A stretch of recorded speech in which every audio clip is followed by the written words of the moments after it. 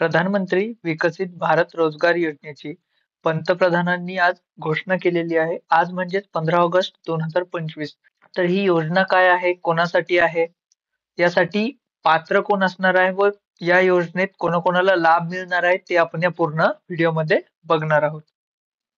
तर या योजनेमध्ये बघा इथे युवकांसाठी रोजगाराला चालना देण्यासाठी प्रधानमंत्री विकसित भारत रोजगार योजनेची पंतप्रधानांनी केली घोषणा. यामध्ये बघा योजनेसाठी सुमारे 1,00,000 कोटी रुपयांची तरतूद असून 3.5 कोटी युवकांना याचा लाभ मिळणार आहे.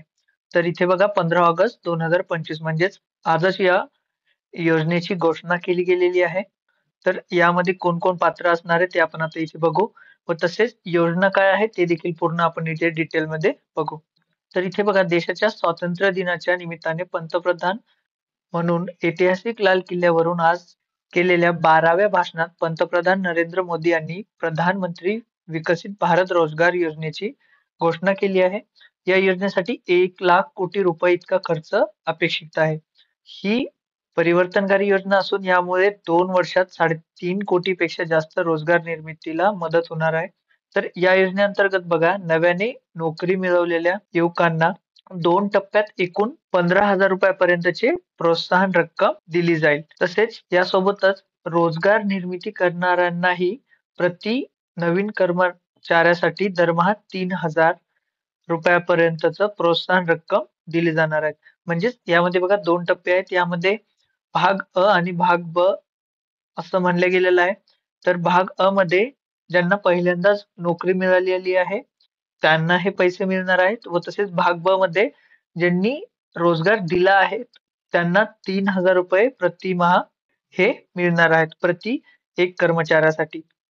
तर आता त्यासाठी अटी काय आहेत ते आपण आता इथे बघून घेऊयात. तर इथे बघा या योजनेसाठी प्रमुख वैशिष्ट्ये. भाग अ बघा पहिल्यांदाच नोकरी करणाऱ्यांना पाठबळ. या योजनेअंतर्गत पहिल्यांदाच नोकरी करत असलेल्या कर्मचारी भविष्य निर्वाह निधी संघटनेत म्हणजेच मध्ये नोंद केलेली असणे गरजेचं आहे. तेव्हाच तुम्हाला या योजनेचा लाभ मिळणार आहे. म्हणजेच तुम्हाला पहिली नोकरी मिळाल्यानंतर तिथे तुमचा लागू असणं गरजेचं आहे. तिथे तुमचं अकाउंट ओपन झालेलं असणं गरजेचं आहे. तेव्हाच तुम्हाला याचा लाभ मिळणार आहे. त्यांना या पहिल्या भागाअंतर्गत इथे 5,000 लिहिलं आहे पण 15,000 रुपयापर्यंतचा 1 महिन्याचा कर्मचारी भविष्य निर्वाह निधीचा हप्ता 2 टप्प्यामध्ये दिला जाईल. आता इथे मराठीमध्ये टायपिंग मिस्टेक आहे. तुम्ही इथे बघा जर तुम्ही हिंदीमध्ये बघितलं तर इथे बघा भाग ए इथे 15,000च लिहिलेलं आहे आणि 2 हप्त्यामध्ये मिळणार आहेत असं दिलेलं आहे व तसेच इंग्लिश नोटमध्ये देखील बघू शकता पार्ट ए मध्ये 15,000 हे 2 इन्स्टॉलमेंटमध्ये तुम्हाला मिळणार आहेत. इथे मराठीमध्ये टायपिंग मिस्टेक आहे. तर हे 15,000 असे आहेत. त्यानुसार बघा त्यांना प्रोत्साहनपर लाभासाठी 1,00,000 रुपयापर्यंत पगार असलेल्या कर्मचारी पात्र असतील. म्हणजेच 1,00,000 पेक्षा जास्त पगार जर असेल तर तुम्ही यासाठी इलिजिबल नसाल. पण जर 1,00,000 रुपये किंवा 1,00,000 रुपयापेक्षा कमी पगार असेल तर तुम्ही या योजनेसाठी पात्र आहात.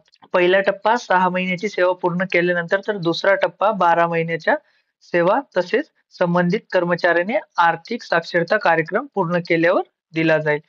तर आर्थिक साक्षरता कार्यक्रम पूर्ण करणं गरजेचं आहे. तेव्हाच तुम्हाला असे 2 टप्प्यामध्ये पैसे हे मिळणार आहेत.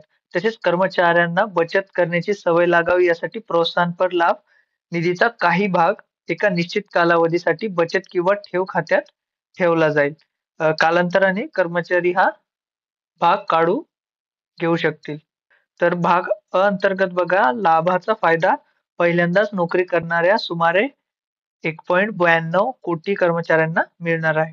तसेच आता भाग ब बघा नियोक्त्यांसाठी म्हणजेच रोजगार देणाऱ्यांसाठी काय प्रोत्साहन लाभ आहे ते बघू. या योजनेच्या या दुसऱ्या भागातील लाभामुळे सर्व क्षेत्रांमध्ये विशेषतः उत्पादन क्षेत्रात अतिरिक्त रोजगार निर्मितीला प्रोत्साहन मिळणार आहे. या भागाअंतर्गत 1,00,000 रुपयापर्यंत पगार असलेल्या नवीन कर्मचाऱ्यांच्या नियुक्तीसाठी त्यांना नियुक्त करणाऱ्या नियोक्त्यांना प्रोत्साहनपर लाभ दिला जाईल. म्हणजेच जे रोजगार देणार आहेत त्यांना हा लाभ मिळणार आहे. या अंतर्गत कमीत कमी 6 महिने टिकवून ठेवलेल्या प्रत्येक अतिरिक्त रोजगारासाठी 2 वर्षासाठी दरमहा ₹3000 प्रोत्साहन लाभ दिला जाणार आहे. म्हणजेच दरमहा ₹3000 हे मिळणार आहेत. उत्पादन क्षेत्रासाठी हा प्रोत्साहनपर लाभ 3ऱ्या आणि 4थ्या वर्षासाठी वाढवला जाईल, जर उत्पादन क्षेत्र असेल तर. तर या भागाअंतर्गत बघा दिल्या जात असलेल्या प्रोत्साहनपर लाभामुळे नियोक्त्यांना सुमारे 2.7 कोटी अतिरिक्त रोजगार निर्मितीसाठी प्रोत्साहन मिळण्याची अपेक्षा आहे. तसेच खाली प्रोत्साहनपर लाभाच्या वितरणाची कार्यपद्धती दिलेली आहे. तर जसे भाग ए मध्ये बघा, ज्यांना पहिल्यांदा नोकरी मिळालेली आहे, त्यांचा लाभ हा थेट त्यांच्या बँक खात्यामध्ये आधार पेमेंट सिस्टमद्वारे केला जाईल व तसेच भाग ब मध्ये नियोक्त्यांची देयक थेट त्यांच्या पॅन कार्ड सोबत जोडलेल्या बँक खात्यामध्ये जमा केली जाईल. तर या प्रकारे तुम्ही इथे पूर्ण बघू शकता. याची लिंक तुम्हाला आपल्या डिस्क्रिप्शनमध्ये मिळेल. खाली ट्वीट देखील केलेलं आहे, ते देखील तुम्ही इथे बघू शकता. आता यामध्ये जसे नवीन अपडेट येतील, जर काही ऑनलाईन अप्लाय करायचं असेल, फॉर्म भरायचा असेल, तर त्याबद्दल देखील आपण पूर्ण व्हिडिओ टाकणार आहोत. चॅनलवर नवीन असाल तर चॅनलला सबस्क्राईब करा व तसेच आपल्या WhatsApp किंवा Telegram ग्रुपला जॉइन करा.